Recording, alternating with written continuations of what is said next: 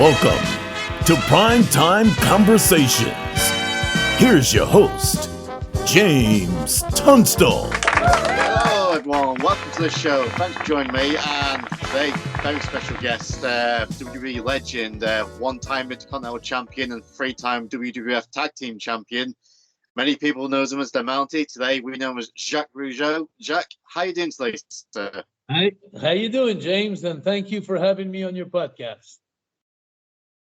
Oh, pleasure's all mine.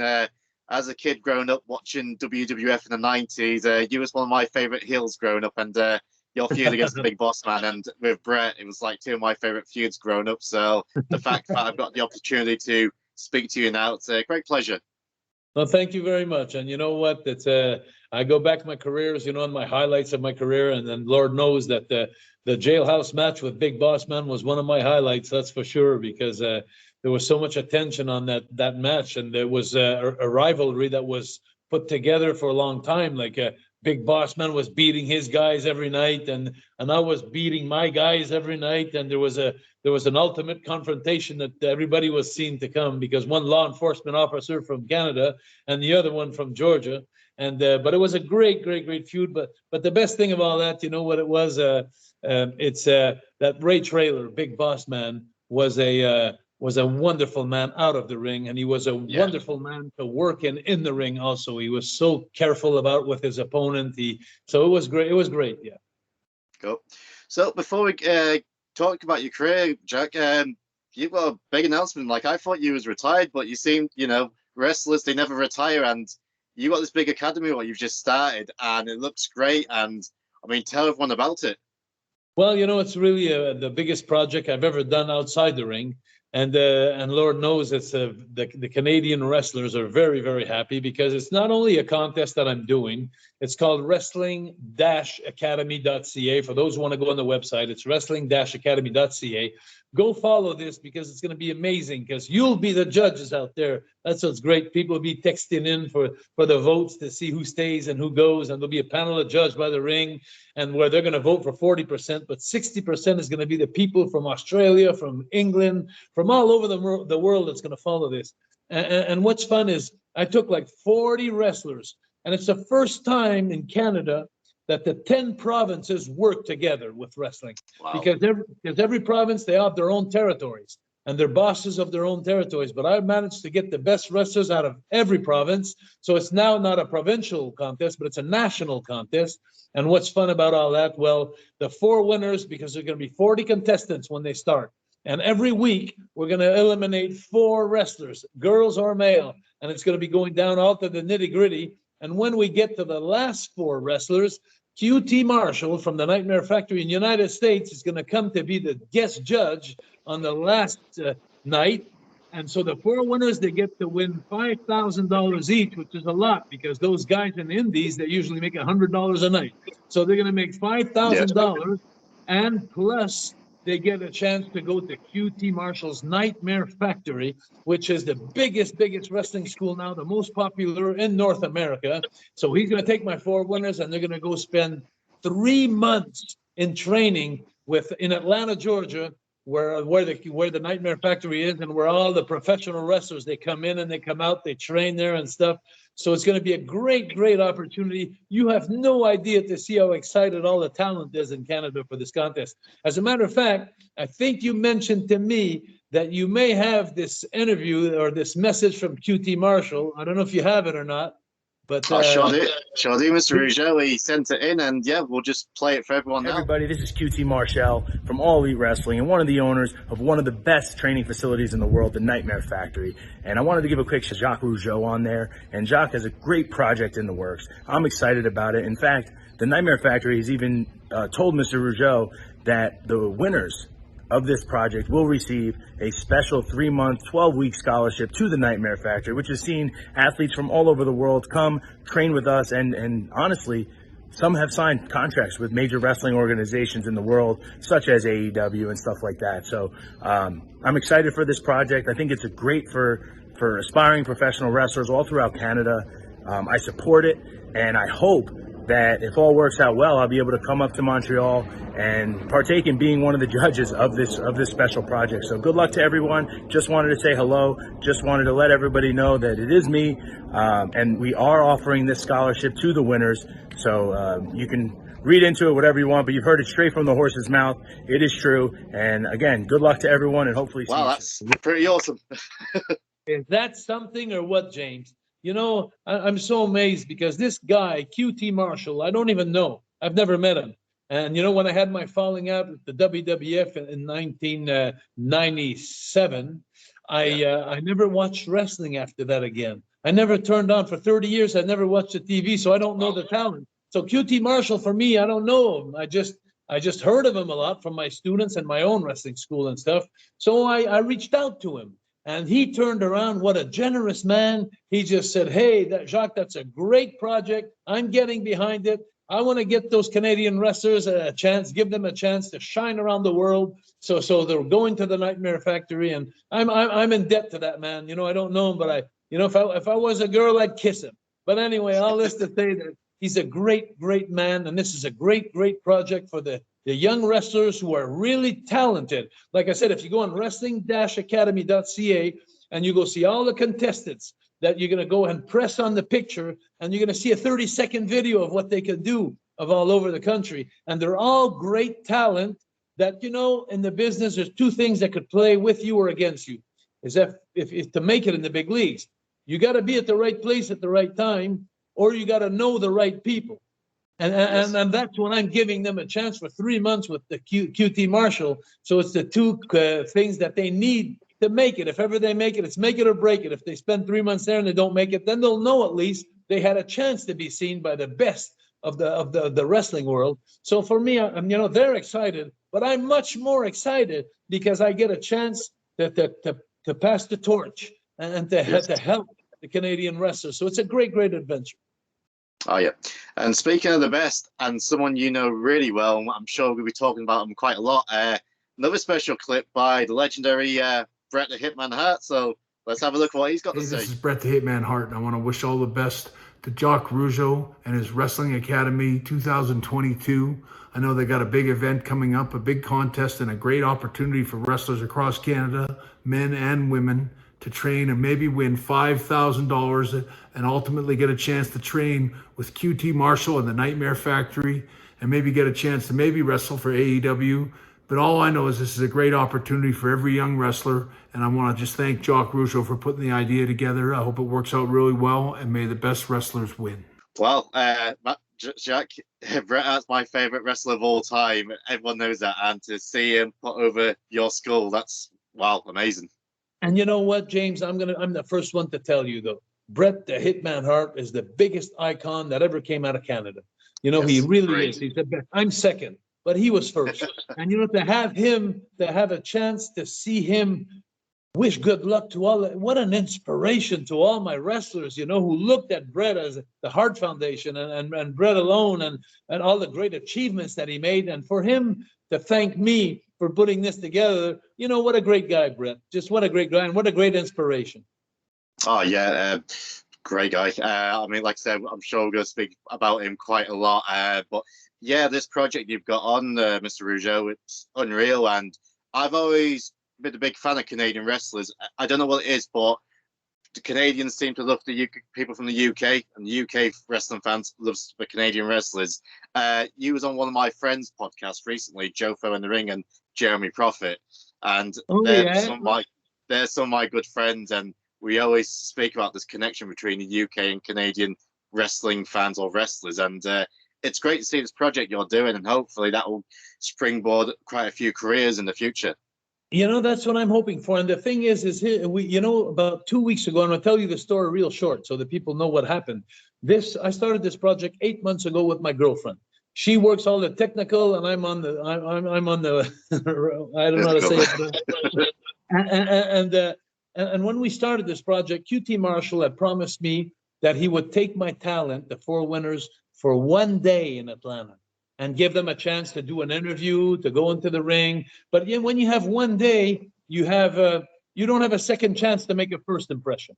So then last week he calls me back And he's getting all these phone calls at the Nightmare Factory because the last 4 months I've been doing podcasts in Australia, I've been doing them in England, everywhere in the world. So everybody's calling the Nightmare Factory. The people who love me can't believe it, and the people that hate me, they want to see if it's true. So they're getting all kinds of calls at the Nightmare Factory. So he calls me up last week and he says, Jacques, what are you doing? He says, I'm getting all these calls at the Nightmare Factory. You know, people want to come and join and stuff like that. It's like, and he says, listen, you're doing a great job. So he says, listen, I'm going to do a deal with you, Jacques. I'm going to give a whole week to the 4 winners. And I went like, oh my God, you know, because now if you don't, you don't have to have a second chance to make a first impression. Because if you screw up on Monday, you could try Tuesday, Wednesday, Thursday, Friday, Saturday, and Sunday. So it's a great chance. I was so happy. And then 2 days ago, QT Marshall sends me this video that we just saw before. And me and my girlfriend are looking at the video just to see what he's saying, you know. And then he says 3 months. I looked at my girlfriend and said, holy shit, 3 months. And I'm saying, I was jumping. I was saying, we got to send this message to all the talent across Canada from Vancouver to Halifax. They're going to go nuts, blithering nuts. And that's what happened the last 2 days. I've been on the phone with all my talent, and they're all saying, Jacques, this is the greatest opportunity for any Canadian wrestlers because you know what? It's hard to get the papers, the immigration papers to go work in the United States. So what I'm doing now, it was the same thing with Vince at the time. When Raymond and I went to wrestle, the only way that Vince was able to go get foreigners, it was that he was able to convince that the wrestlers that they're bringing in from the outside of the country are better than the ones that are there. So it's like, otherwise we would have got the papers. So what he did that, he convinced. So now I'm not going to give papers, working papers to anybody. They're just going to go down as tourists. But if they stay there 3 months and they love them and one big federation loves them, then they're going to go get the papers for them. But that's not part of my deal. But it's something that could happen. It's just something that could happen. And the other thing, James, sorry for cutting you off, but the other thing, James, I want to let you know too, that's so important to me. When you're there 3 months, you know, QT Marshall is going to train them for 3 months. And a lot of the professional wrestlers from the big leagues go work out there and train there. You know, not only that he's going to see them, but 3 months, he's going to get maybe to like them. You know, and there's going to be a bond and I'm becoming, and now as I'm seeing right now, I'm slowly becoming his pet project. So like he was definitely wants to take some of my talent and make them go to the big leagues. So now it's not a question of just showing off and this and that. It's a question of becoming friends with my talent, getting to know them, laughing with them, spending the days with them. And when you get a liking into somebody, you want to help them. So that's, for me, it's so exciting what's happening. Yeah, it's great. And I mean, I'll be sure to put the links of it in the description for this video, so everyone can just click on the link and take you straight to your website. I'll be sure to do so. Thank you so much, James. Thank you.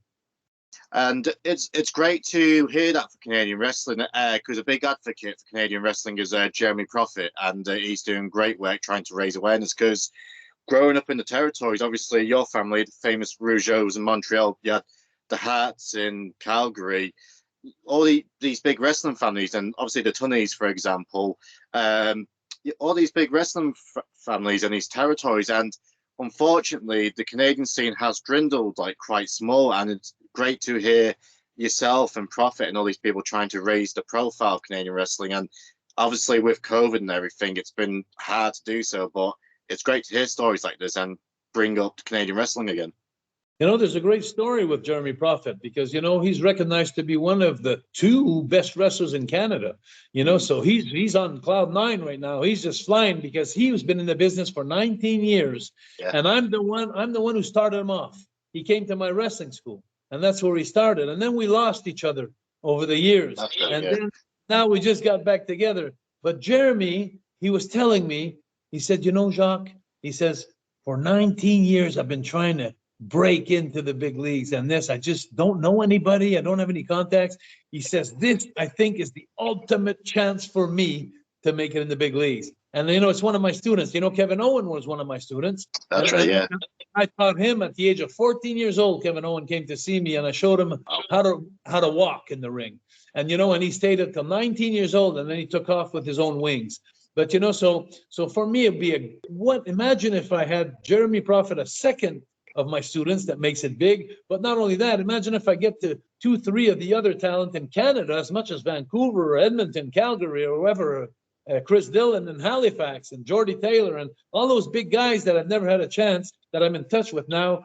Imagine if I get 3 or 4 wrestlers to have a career in big leagues like that. So then I would leave something behind. It would be great for me. And so I'm very, very excited. And remember one thing, James, that Rome wasn't built in one day and by one person alone.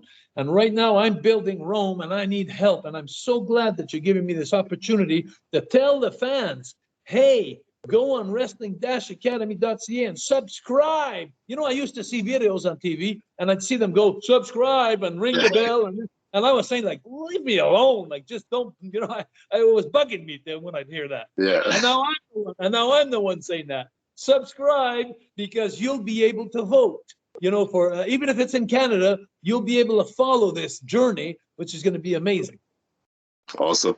Great. So Mr. Rougeau, with that said, so we'll jump to your career. So you mentioned briefly about joining WWE, and obviously you made it to the locker room, and originally used were baby faces. I have to ask for first impressions of one man, and to me, he's one of the biggest legends of all time, and I used the term big literal, Andre the Giant.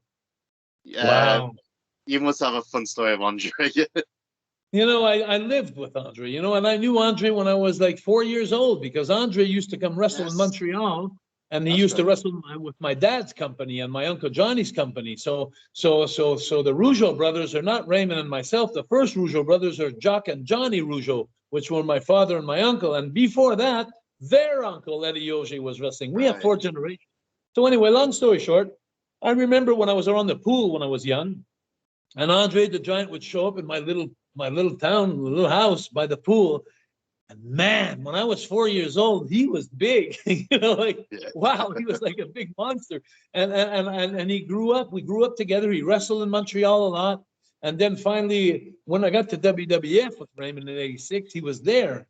And it was like seeing my lost friend for a long time. And so what we did, me and Andre the Giant and Arnold Skolin, which was an agent for the WWF, yes. we were all cribbage players. I don't know if you know the game of cribbage. I've heard of it, yeah. Yeah, it's a great game. And my mom had taught me when I was young, and not everybody knows how to play that game. So when Andre, I got there in the WWF, I saw him play one time with Arnold Skolin. I went by him and I said, "Hey, you got some money to lose?" And he looked at me, and we became competitive crib players. So the great part of that is I killed a lot of time with him. I was happy. But when we get on international flights or flights, like long flights, 5-6 hour flights, Andre was always sitting in the front in first class, and they could never sell the seat beside him because his elbows, the guy would have had it in his face.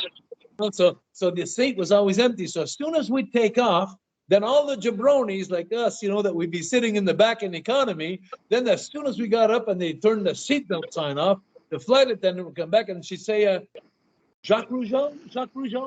And then I'd say, yeah. And then they go sit me up front beside Andre and we play cribbage. So then I'd have the service of first class, so that was amazing. So Andre was always a close friend of mine. And it's too bad his career ended the way it did, because he was very sour in life. He was, because of his dad had passed away not long ago before. That's right. And he was drinking his life away. And I remember in the last few years that we were traveling, sometimes it was embarrassing, because I was sitting beside him playing crib, and he was so miserable with his life, and because people would always point at him, like, for his whole career, like, oh, look at that guy, look at that monster, look at this. So after a while, he got sour about that. He didn't like that anymore, and sometimes he forgot that there were still good people out there. So sometimes someone would come up, example, and say, "Excuse me, Mr. Andre, can I have an autograph, please? Get out of here." And I'd go like, holy shit, like, don't talk like that, Andre, don't talk like that, and but he was miserable. And he'd get up in the morning and he'd drink, and he was on the flights, he'd drink. He could drink like easily 100 beers a day, easily, or 3 bottles of wine. you know, in one day before he got in the ring. And so he was miserable. But anyway, I only keep great souvenirs, and he was always nice to me. He always took care of me almost like his kid, you know. So great stories about Andre. I got thousands of them, I can tell you. But great man, a great man. I'm pretty sure it was I think it was Bret in his book, and he was told that at such and such a time, Andre's going to leave his curtains open. So they said, climb onto the balcony and have a look. So Bret's climbing on the balcony, and Andre had a lady friend with him that night. And Bret described the scene. He said it was like a lion mauling a rabbit. Holy mackerel, you're just teaching me something. I didn't know that side of Andre. Yeah, I'm pretty sure it was Bret's book. But anyway, one thing I can tell you about Andre, one night I'll never forget, is we're after the show in Val d'Or, up in north in Quebec, and we're all sitting at the bar just having a beer, you know, before we go to bed, and we were invited by the owner of the bar just after the show to go take a beer or two, and there was this guy that came in the bar, and I had just left with Raymond. We had just left to the dressing room, to our rooms to sleep. Yeah. And the one guy came up to Andre. They told the story where the guy taps him on the shoulder, but pretty snug, you know, pretty stiff, like, "Hey, Andre, you know, how you doing?" You know, and Andre just turned around and he looked at him with his face. And the guy, and I don't know what he said, what happened, but the guy started running. And I think he hit him, and the guy started running because Andre got up like he wanted to catch him. And the guys, there was 4 guys, and but 4 skinny guys, and they all started running out, and they jumped in their car, and they had a Volkswagen. I don't know if you know what a Volkswagen is. Yeah. And so he went outside and he took the Volkswagen and he turned it upside down. Wow. I swear to God, he turned the Volkswagen upside down with the 4 guys in it. And, you know, and it's like, when the next morning, when the owner of the bar told us that, you know, it's almost something you have to see to believe it, you know, because the car is heavy, you know, and 4 guys in it, but Andre was strong. Andre was a strong man. So that's a hell of a story. I remember all the time when I think of Andre. It's like, who would think of going messing with Andre the Giant, you know, like sitting at a bar. You know, the guy must have been really drunk or something. But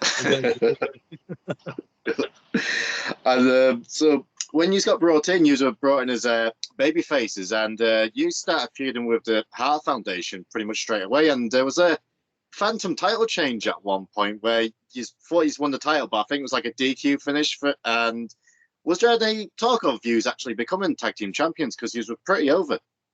You know what? You know, they always talk about Shawn Michaels and Bret Hart, the screw job in Montreal. But the real screw job in Montreal is when we wrestled the Hart Foundation and we took the titles, like we really took the titles, and there was 18,000 people that were just like they won a Stanley Cup in hockey. They were just going mad. The Rougeaus are world champions in the WWF. And I had 5,000 people come up to my car. They were banging on my car. And I remember my wife at the time, she was saying, oh my God. I said, relax.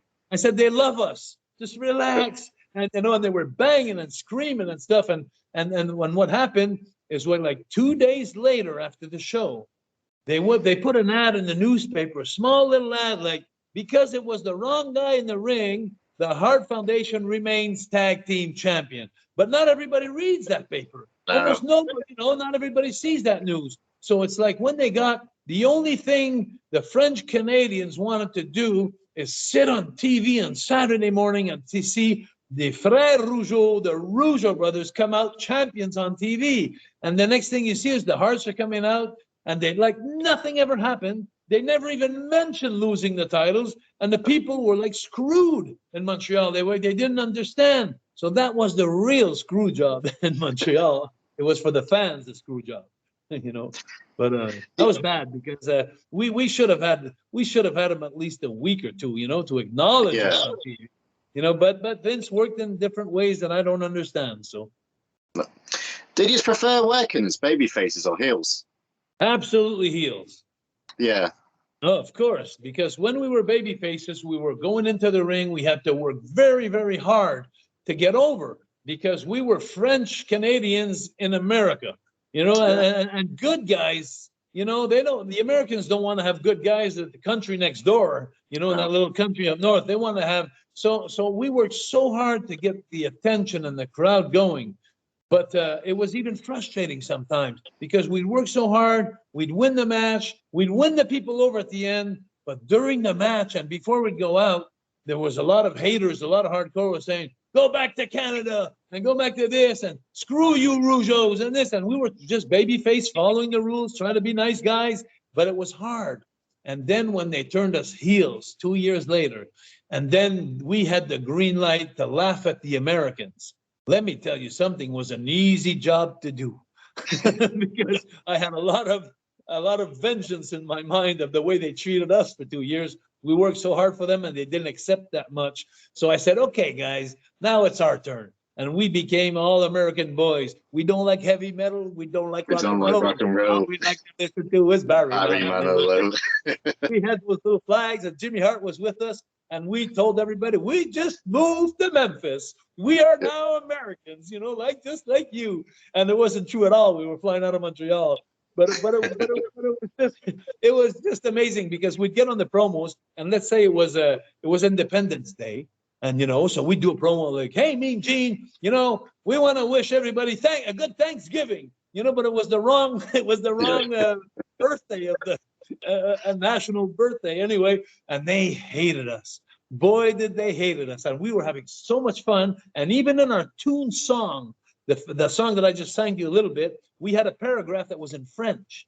And in that paragraph, we were laughing the shit out of them, like really, really blasting them in French, like we hate you guys and this and that. And yeah, and then when we come back in English, it was, oh, we're all preppy little boys, you know, like it was.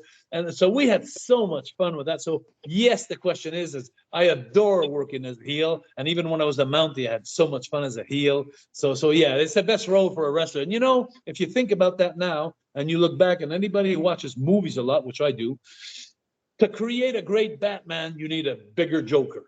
You know, yes. So you always need a good villain to make a babyface look good, because anybody could be a babyface. The proof is one night, Sid Vicious, you know, Sid Vicious, the big guy there.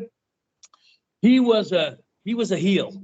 He was a bad guy, and I don't know what happened, but Randy Macho Man Savage quit that night.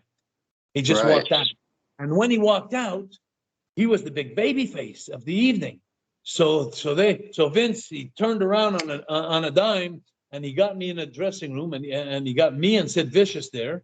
And he was sitting there and he said to Sid, he says, listen, and Sid probably wondered what I was doing there in that room. But anyway, so he's saying, he says to Sid, he says, listen, he says, Randy left tonight, so he says, we're going to need a big baby face. And when he said that to Sid, he went, like, he says, I'm not a baby face. He says, I got more heat than anybody, you know, in the territory. And then Vince looked at him. He says, well, Sid, not really. He says, this guy here, the Mountie, he says, he's got a lot of heat. And he says, we're going to turn you baby face. And he looked at him and said, you can't do that. He said, nobody's going to buy it. I got too much heat. So I went out. So that night I went out in the ring and I took the microphone and I got on the microphone and I looked at there was 20,000 people. I said, you know what? I'm looking at all you bunch of hillbillies right now, and I don't see a man in this place here. There ain't no man here. And as a matter of fact, I just came out from that locker room, and I don't think there's a man in that locker room that could meet the Mountie.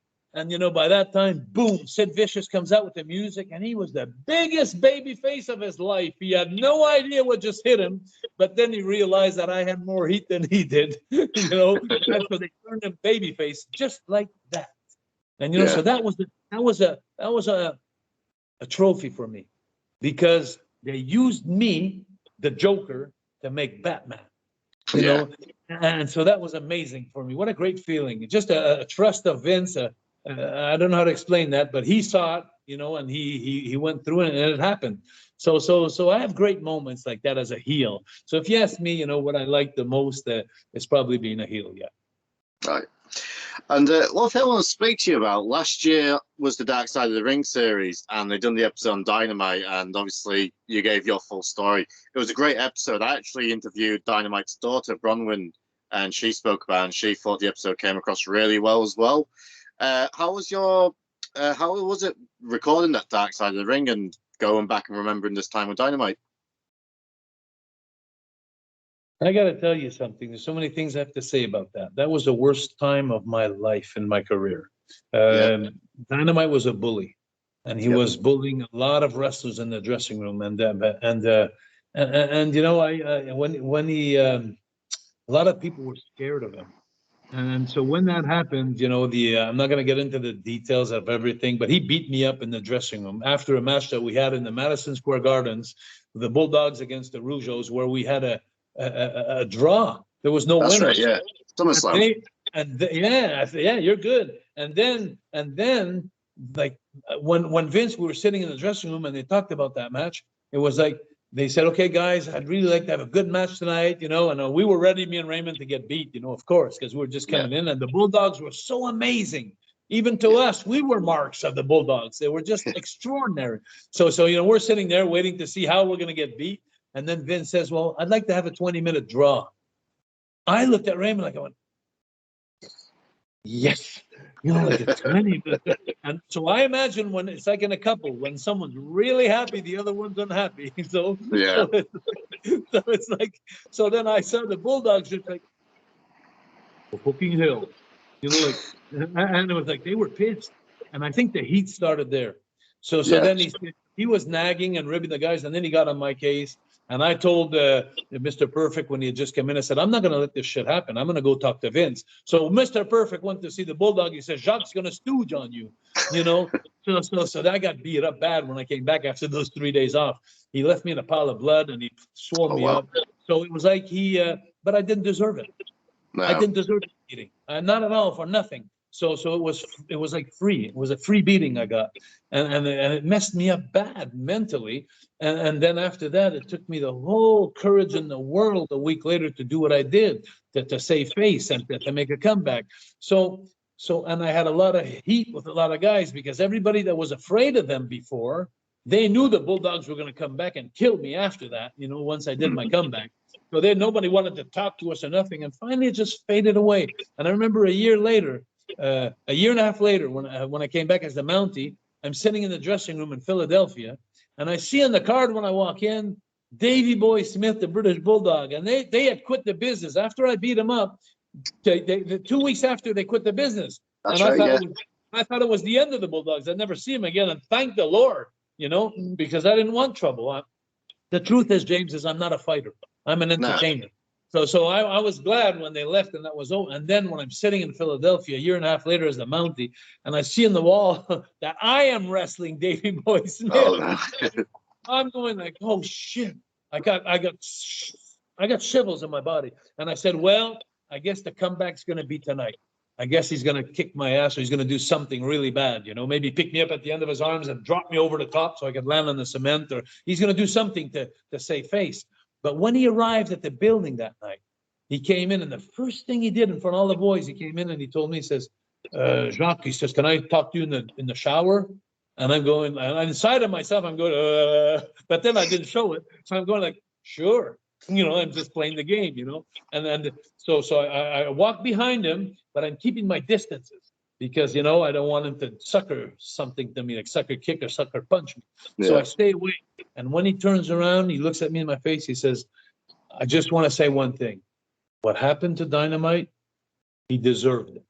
And he says, "I don't want no trouble." I says, and my blood, I was so relieved. I can't explain how I was relieved. And I looked at him, and he put his hand out to me, and I almost felt like crying because I was saying. So I shook his hand, and then we became friends, and then we had matches. So that was the end of the story. So 30 years later, they call me at home. I'm sitting at home, and there's this mini series that they're calling Dark Side of the Ring, and they say they're doing something on Dynamite Kid, and they like to have an impression of me. And I'm saying, I don't want to talk about that anymore. I really don't. Look, that's history for me. You know, it was a rough time. No. They said, Jacques, we want just to have your side of the story. So that's what I did. So if you go see the third season of Dark Side of the Ring and the episode with Tom Billinger. Yeah, Billington. So you'll see what happened, and they listened to my story. They flew me into Toronto. They recorded it, And I was so nervous before they showed it on the air. I was saying, what if because on TV they could always make someone, or they could break them. They could put the the wrong place at the wrong time and edit it, so you end up where you look like an asshole. Oops, sorry, but so it's like I was so nervous. And when it came out, and I saw that, and they showed exactly what happened, how he sucker punched me and he beat me up. And then I made my comeback, and thanks to my dad, because he was my inspiration, and I made it through. And after that, James, it's amazing life. All my life, I always thought to myself when it was happening, I said it was the worst thing of my life that ever happened. But now I look back and I say it's the best thing that ever happened to me. Because after that, when I quit wrestling in WWF in 1997 or something, 96, I started giving conferences in schools. And I did, for 20 years, I went for free in almost every school in the province of Quebec to show people how to fight bullying without violence, how to beat bullying without violence. And people thought I was a great guy, doing that, but I wasn't doing it for the kids. I wasn't doing it for the people. I was doing it for me, because every time I'd come out of a school, it was like a therapy for me, because I knew I was helping the kids, and it helped me understand and it helped me get stronger. So it was really a therapy for me. So if I wouldn't have got beat up, I never would have helped the kids in all the schools for 20 years. So now I look at it back like, hey, it was a bad thing, but great things came out of it. And when I saw the documentary, I was proud that they gave me back my integrity, which I had lost when it happened. I'd lost everything. My self-esteem, it was down to nothing. I wanted to quit the business so bad after he beat me up that week there before I did my comeback. I was walking one foot and the other. I looked like the Elephant Man, but he had it in the back. I had it in the face. And, I was walking around and going in the dressing room night after night. And then they'd come in, the Bulldogs, and they'd bang their bag beside me. They'd intimidate me. They kept bullying me. I was almost becoming the McFly of Back to the Future. So it was like, so I had to do something. I didn't have a choice, or the Rougeau name would have went down the drain, and like losers, and like they're just victims like the others, like Honky Tonk Man, who fell down to the battle, and Outback Jack, who got his hair shaved in a bar, and all the stuff that they did that were mean. And so I did that comeback because of my dad. Because my dad, he was my hero, and he worked so hard to have a great reputation for the Rougeau family. So I did it just for him. I used the love of my dad to make that comeback. And the Sunday night, the 1 week later, when I did my comeback, I was doing my comeback on the Monday morning, a week later. And the Sunday night, I called my dad up, and he felt so bad. And and then I told him, I said, Dad, and I didn't say Dad because I couldn't talk that well. I said, Dad, and then he says, yeah, Jacques. And I said, yes, me. I said, listen, I just want to let you know, tomorrow I'm doing a comeback. And it was for him I was doing it. And you know what my father answered? My father looked at me and he says, well, before you go to the show tomorrow, you stop by the bank and you get yourself a roll of quarters. And he says, when you hit him to kill him. You hear me? He says, you hit him to kill him. And I hadn't slept all week already because I took the decision to make a comeback. But when my dad told me that, I had to go get a roll of quarters. And to do that, I can tell you, I was throwing up. Everything I put in my mouth, I was so nervous. I was so upside down. I was depressed. And then my life changed when I hit him with that roll of quarters. My life changed. And then after that, for 2 weeks, I still had 2 weeks to go with them, because when I hit him, about 2 nights later, they went back to England, and it was like 2 years that they hadn't been home because they were so busy. They were so popular. They were, even the days off, Vince would use them to personal appearances and stuff like that. So it'd been 2 years since he went home.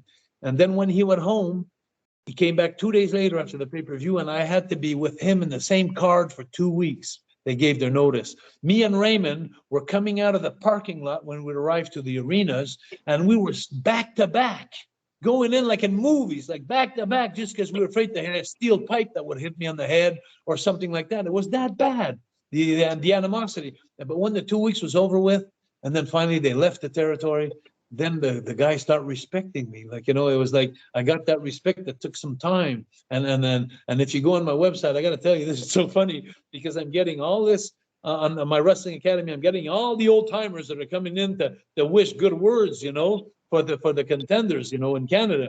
And Lanny Poffo does one where he says, Oh, the $1 million punch. He calls me the $1 million punch on that. And it's amazing because it was just one punch that I gave in my whole life.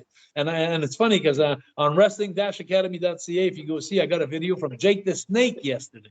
Oh, wow. You know, that's amazing, Jake the Snake, you know, and he had some rough years, you know, some really rough years. Now he's sober. He's completely sober. He's great so now he did me a nice video, and he was such my idol. Because when I was in the dressing room in the 80s and stuff like that, he used to come in with this big snake, and I was afraid of snakes. I always was afraid of snakes. So when he'd come in the dressing room, what he'd do is he'd go in the showers, and he'd put the water on a little bit, and he'd dump a snake in the shower, which would hang around there under the water, you know, to be fresh. But the funniest thing was Jake was always a main event. So when I'd finish my match early like that, I'd come to the sink and I'd wash under the sink because I didn't want to go in the shower with the snake. But anyway, but those were the good years, you know. When you look back at that, so you'll see all those videos that I have on my website, because you have the Bushwhacker Luke, you got the Ricky Steamboat, the Dragon Steamboat, Arriba, Tito Santana, you got Double J Jeff Jarrett, the $1 Million Man, and GSP. I don't know if you follow MMA in Europe. Oh yeah, big fan. Saint Pierre, you know, he was a big hero. So he did me a video too. So all you guys want to have fun, you want to look at the new talent today, but you want to reminisce a little bit of souvenirs with the yay and the whoa and all that stuff. It's just amazing, this thing. Why am I going back to my competition? I must be excited. Oh, great. You got to hook me up with GSP one day. Oh my God. Take a number. Because all my friends, that's what they're saying. You got to hook me up with Jake. You got to hook me up with GSP. And then it's like they did me that favor, and I don't even know why. I swear to God, I don't know why. And when GSP did me that, he came to do a podcast. Like you're doing podcasts. I did some for 2 years during the COVID. And I asked GSP a long shot. I just sent it to his agent, you know, and GSP returned a call. He says, I'd love to do a podcast with you. He says, you were my hero in the WWF. Wow. And I couldn't believe it. He says, he was brought up looking at me, and I was one of his heroes at the time. So he did my podcast, but I'd never go ahead and call him and say, hey, would you do a podcast for James Pod over in the, I may have to need him somewhere else down the road, and I want to keep my favors to me, you know? Oh yeah. And that was the great thing about the 80s and the early 90s. There were so many different characters and all these great gimmicks, and like, it was like a cartoon. You could tell who was who by look at. That's my thing with today's wrestling. A lot of people looks the same, but back then there's so many different characters. And I suppose one of the biggest characters, and this was about the time when you came back as the Mountie, and he was the world champion, Ultimate Warrior. How was he as champion, and what was your dealings like with the Warrior? Not great by the looks of it. No, well, you know, I have this thing there. My father always told me, if you don't have anything good to say about someone, don't say anything at all. Now I'll tell you, his name was Jim, and he was in his own world. Really, I was too, but he was bad in his own world. Like he was like more important than everybody, and he just came in the business not knowing how to work at all. Just had these great big muscles, but he knew how to shake the ropes, and he knew how to. And he had this great character, but the guys were complaining he was stiff. But that's not the worst. It was like he just overlooked everything, and you know that, and we didn't appreciate that, the boys, because he came from nowhere and he passed in front of everybody and got up to the top. And what we said at the time is he didn't pay his dues with it. You know, and when I was there in the 80s, the guys that were there, they were talented. You know, everybody from Ricky Steamboat to Coco Beware with his birds. You know, he knew how to wrestle Coco Beware. You know, there were the guys, Skinner, Steve Kern, and then Tito Santana, guys that gave 20, 30 years in the business, and they have this guy that comes in from after 1 year and he just makes it to the top. It's okay. You know, I think everybody would have accepted it if it helps draw money and it's good for the company. But when the guy comes in and has a bad attitude towards some guy, that's where it doesn't fit. You know, it's like, I'm better than all of you, and you're second. You know, and it's like, it doesn't work like that. Because, and you know, one thing I'll always remember when I think of Ultimate Warrior, I think of something my dad told me when I was young. When I was about, I would say 20 years old. I started at the age of 17, but when I was 20 years old, my dad told me one thing, because I was a little cocky. I was a little arrogant. I was big-headed a bit because I became a star, you know, real fast. And, you know, so it went to my head. And then I went to see my dad one time, and I told him, I said, you know what, Dad? I think I'm a great worker right now. I think I'm really a great worker. And my dad looked at me when I was 20 years old. He says, let me tell you something. It takes at least 5 years to be a good worker.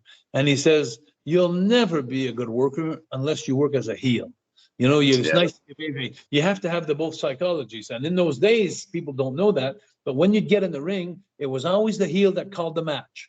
From A to Z, when you'd go in the ring, from my starting career at the age of 17, I'd go in, and that's why a lot of people say, hey, I think he's talking to his opponent. Probably the guy that the babyface he was talking, he's probably saying, I didn't hear you, because it was always the bad guy that was calling the match. And I remember my father telling me, he said, I'm going to give you some advice, Jacques. He says, when you go up the ladder, he says, be nice to everybody, because one day you're going to start coming down. And when you come down, you're going to meet the same people that you saw when you were going up. And he says, if you were nice to them, they're going to break your fall. They're not going to let you fall. But if you were mean to them or cocky to them or no good to them, they're just going to wait for you to fall. And when you fall, they're going to step aside and they're going to wait for that big splash. You know what I mean? So that was an advice that my father gave me. And so when I think of Ultimate Warrior like that, I think he never had that lesson. I don't think he was a second generation wrestler. I don't think so. And I just think that he didn't have that respect. So that's why the people respected him in a certain way, because he was Vince's little doll or Vince's little puppet or project. So if you want to stay on Vince's good side, you got to like the people he likes. That's what a lot of people thought like that. I didn't, but a lot of people thought like that.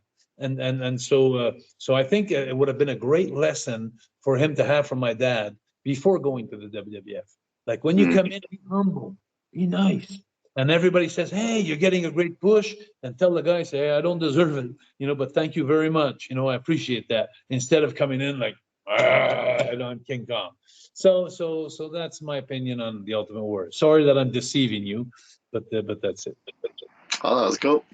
And I suppose one of the big career highlights was becoming IC champion against my favorite, Bret Hart. So Bret was having some contract issues, was that right? That's one of the reasons you got the title, or am I wrong? No, you're wrong. You're wrong, James. Right. Bret was a individual that was very, very the greatest guy in the dressing room. Him and Owen, greatest guys. I love Bret. I started in the business 17 years old for his dad in Calgary, and he was just driving the bus. He wasn't even wrestling yet. So he's a great person, Bret Hart. But he has this philosophy that was different than some of the guys of marketing himself.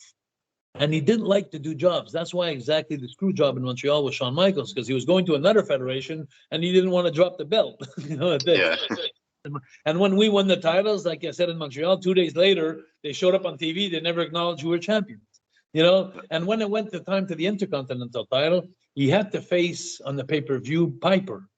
But then at the last minute, he didn't want to drop the belt to Piper. That's what I think. I don't have any proof, but I'm just going by the time I was with him to see how he acts and how he does business.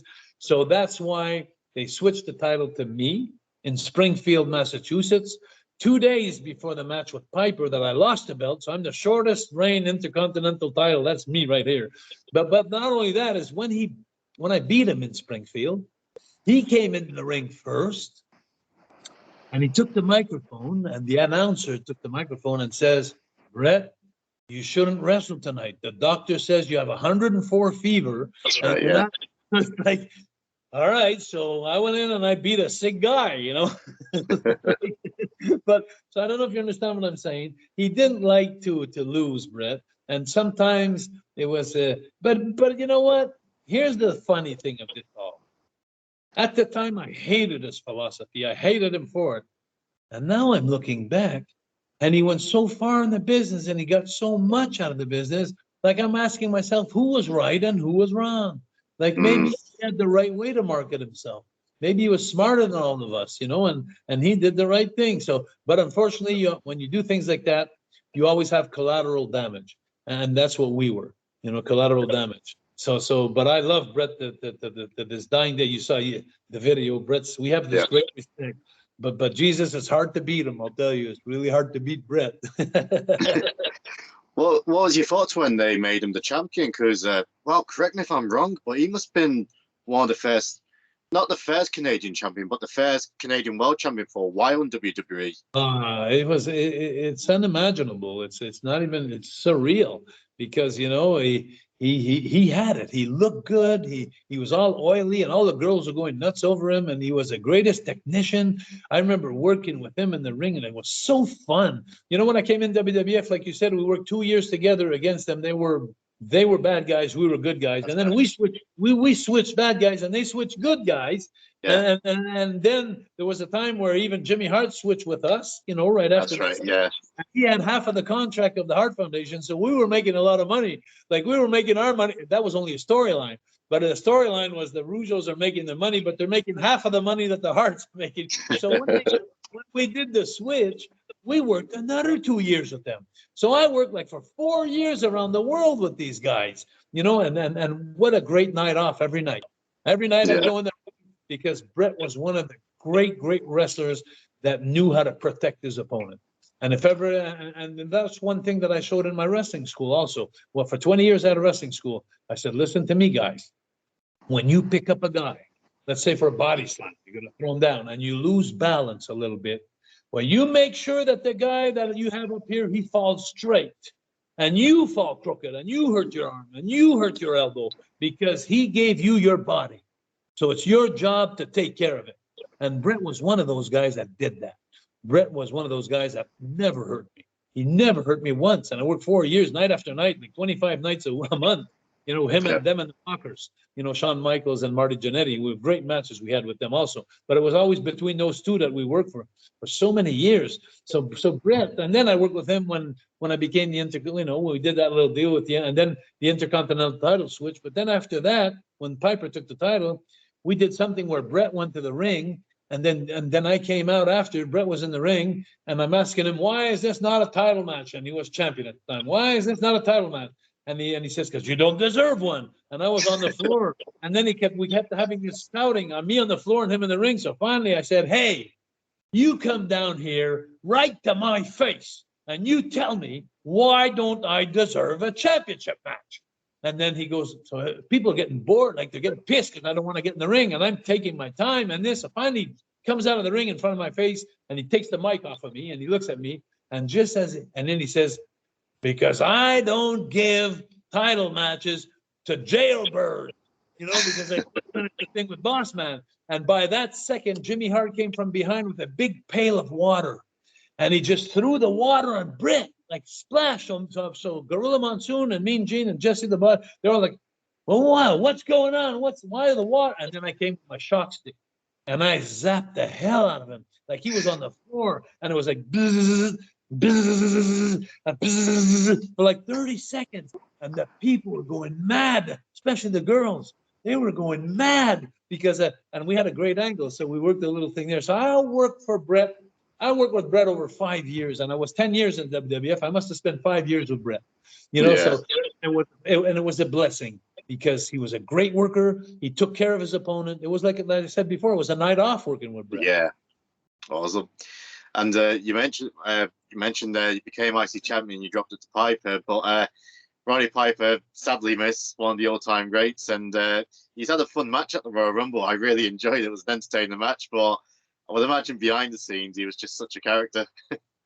You know, behind the scenes, he was such a quiet guy. Really? He was such a quiet guy. He was like nice and considerate. And he'd sit down and, how you doing? And he'd always say, and he'd listen to you. He was a great person. He wasn't at all the same person that he was in his character. So when he came into the ring, he was wild. I remember that match I had with him. Holy shit, I thought I was fighting an army. You know, and he was alone. but in the dressing room, he was such a nice, considerate man. Yeah.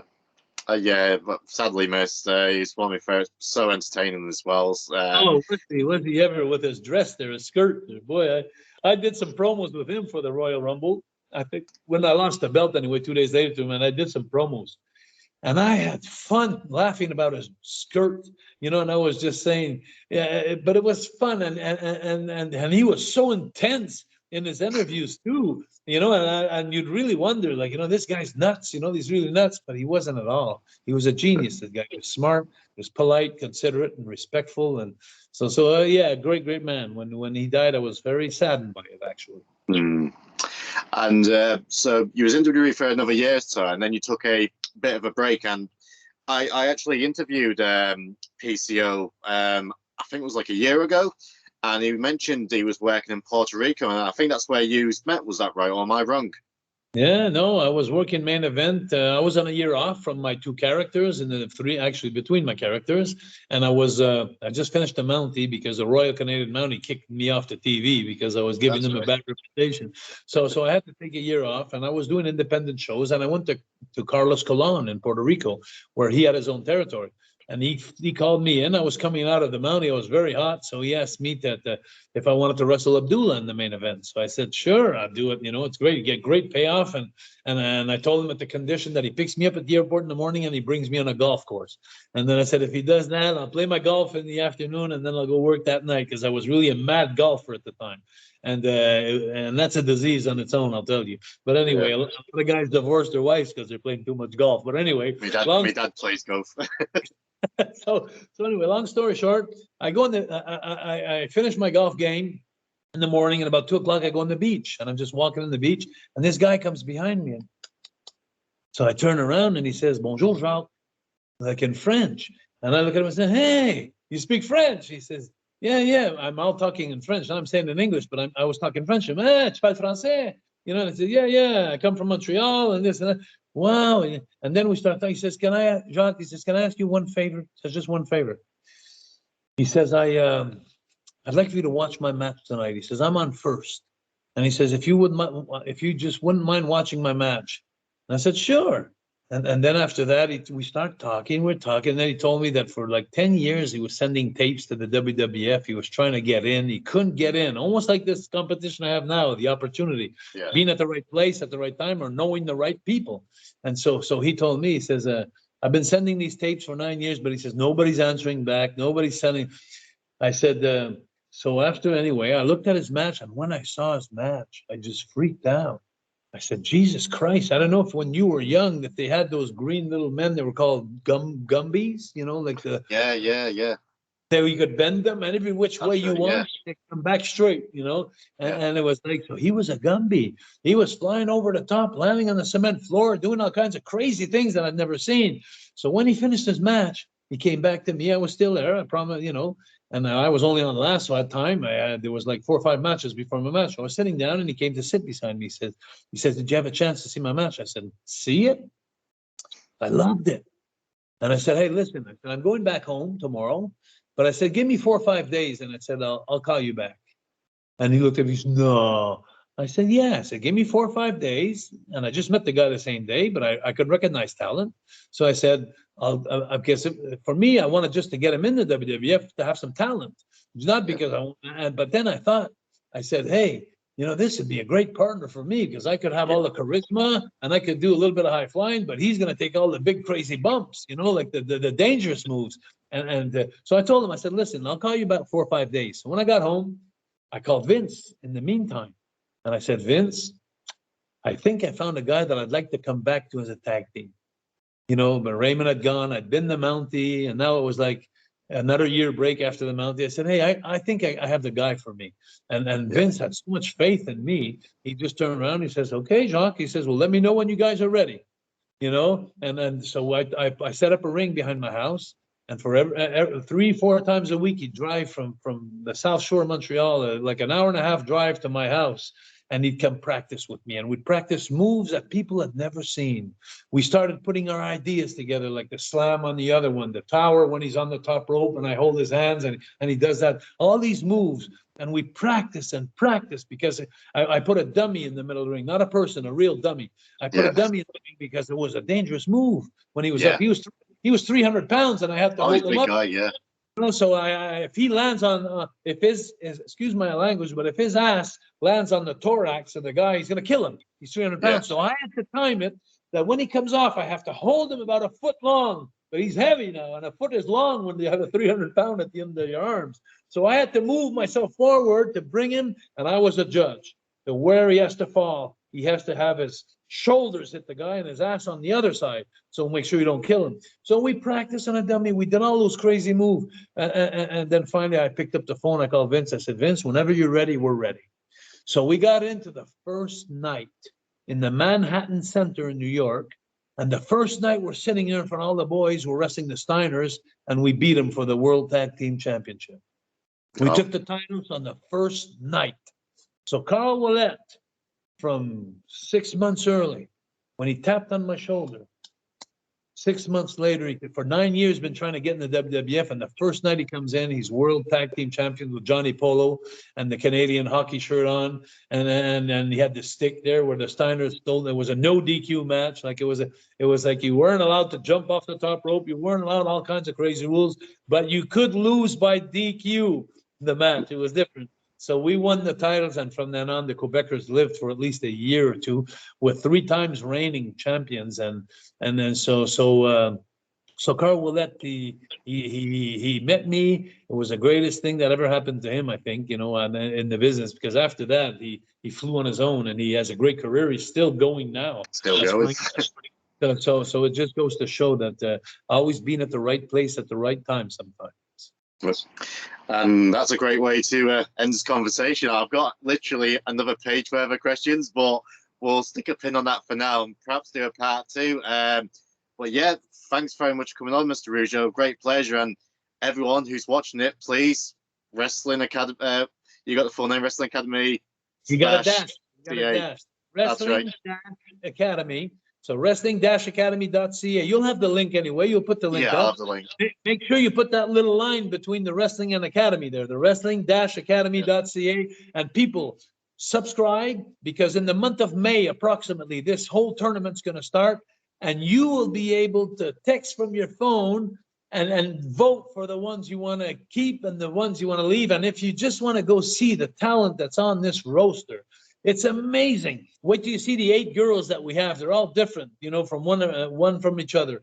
And all the talent we have from British Columbia to Halifax. It's an amazing, I'm doing podcasts now for a long time about this event. For 8 months now, I've been doing podcasts around the world. And everybody's saying to me, Jacques, we never seen something like that. So a tournament like that, 10 provinces together and have a chance to go to QT Marshall's wrestling school for 3 months now, just 2 days ago. It got better. And so I'm proud, honestly, to have put that together.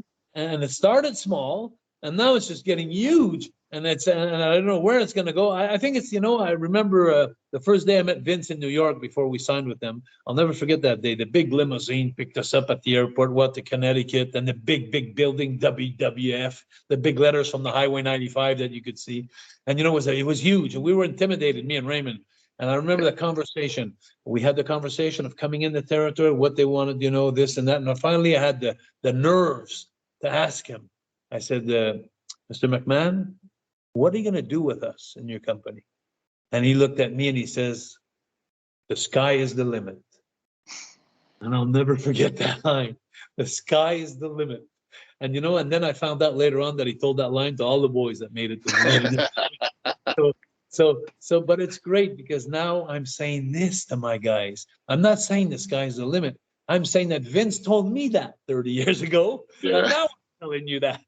But the truth is, it is. Work out, get in shape, go to the gym 5 times a week, get in that ring, roll and hit the ropes and do that, because when the competition comes, the world is going to be watching this competition. And even if you don't win this competition, you're going to get exposure around the world. And a lot of territories in Canada didn't know each other. They didn't even know the federations that were there. They're going to start calling each other and booking each other. So it's a great thing for Canadian wrestlers. Sure is. Well, Mr. Rougeau, absolute pleasure. Fingers crossed we'll do a part 2 one day, and I'm sure for sure more about it. But absolute pleasure, and we'll definitely keep in touch. Thank you so much. Take care, James.